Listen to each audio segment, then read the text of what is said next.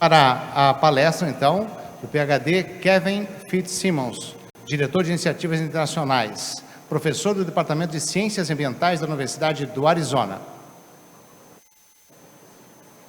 So you have the floor, sir. Bom dia. I'm sorry I could not join you there today, but we have the American Thanksgiving holiday tomorrow, so I had to stay here in Arizona.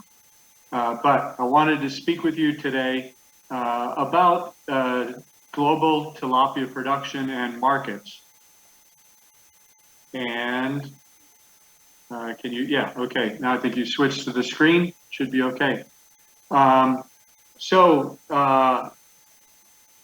I wanted to share with you is that globally, the market supply for tilapia last year was, in 2020, was just below 7 million metric tons around the world. And we did see a drop off in consumption in the early part of the year due to the pandemic and the reduction in people eating in restaurants around the world.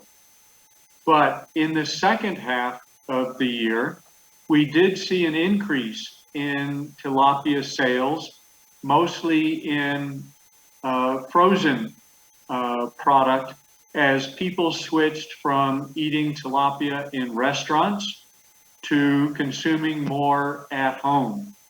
So we saw a big increase in sales of tilapia in the retail trades, in the grocery stores, instead of institutional sales to restaurants. More particularly, when we look at the situation in China and Brazil, we see that China, one of the biggest producer of tilapia in the world, saw a distinguished decrease in tilapia sales and production in 2020. And this was because of the early pandemic effects in China with their very severe lockdown that stopped virtually all sales of tilapia in restaurants, and a slow comeback in their domestic consumption and production. In 2021, it appears that the production of tilapia has started to return, but not to the levels that it was in 2019, either in their domestic production or their exports.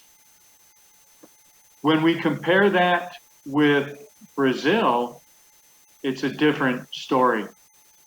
We can see that in Brazil, the production has been increasing very strong for more than the last 5 or even 10 years. And that 2021 is predicted to be a record year. And even 2020 was a record year for production. I believe that we're going to see this continue. The reason for this is that the production in China has been level. It is not increasing. This is compared to Brazil, which has shown a very steady increase. One of the big reasons for this is that the cost of production in China has been rising very quickly. For many years, the industry had many subsidies from the government. There were government hatcheries. There were government low-cost loans to expand farms, to build processing plants, and to even support marketing efforts internationally. These are all decreasing The marketing has almost completely disappeared. Support. The hatcheries have all been privatized. The low-cost loans to processing plants have pretty much disappeared. In addition to that, the cost of land, the cost of labor, the cost of utilities in China have been increasing. The environmental regulations in China for tilapia farmers have also been increasing quickly.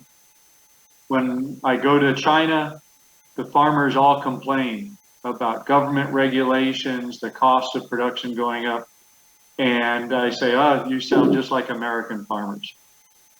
So in Brazil, yes, the cost of production is also rising, but not as quickly as China. China also still has a 25% tariff on tilapia sent to the United States. This was a tariff put in by President Trump, but it has not been removed by President Biden, at least not yet. We believe it's part of negotiating tactics that he will remove it when he gets some concessions from the Chinese. U.S. market has zero tariff for tilapia from Brazil. So Brazil has that advantage over Chinese tilapia. In China, the domestic market is growing for tilapia. They are selling more and more tilapia and processed tilapia into the Chinese market, and they're having a hard time to compete on the international market with other producers who are at the same price as China. Also in Brazil, the domestic market is still growing very strong. Many of the farms that were built in Brazil over the last 10 years were planned to supply international markets. But the Brazil market has been so strong that the exports have never increased to the level that they were predicting. Also in China, most of the production is in the 4 southern provinces that are in the subtropical area and warm most of the year. Not much production in the north. Brazil, almost all of Brazil, has ideal conditions to grow tilapia year-round. So most of us believe that China is probably very near their maximum production, that tilapia probably will not increase volume production in China. Brazil, all the experts believe that Brazil is going to produce more and more tilapia, both for domestic markets and international markets. And in my opinion, Brazil is the only country in the world that could eventually get to the level and maybe even surpass the level of production that China has. So one last quick thing I want to share with you is next week, FAO and InfoFish have organized a 3-day workshop on tilapia and tilapia biosecurity and health. We'll have 36 speakers over 3 half-day sessions. There's no fee. People can just go to this web address and please register and participate. Listen in as much of this upcoming workshop as you are most welcome to join. And so with that, let me stop there and turn it over to my other panelists. Muito obrigado.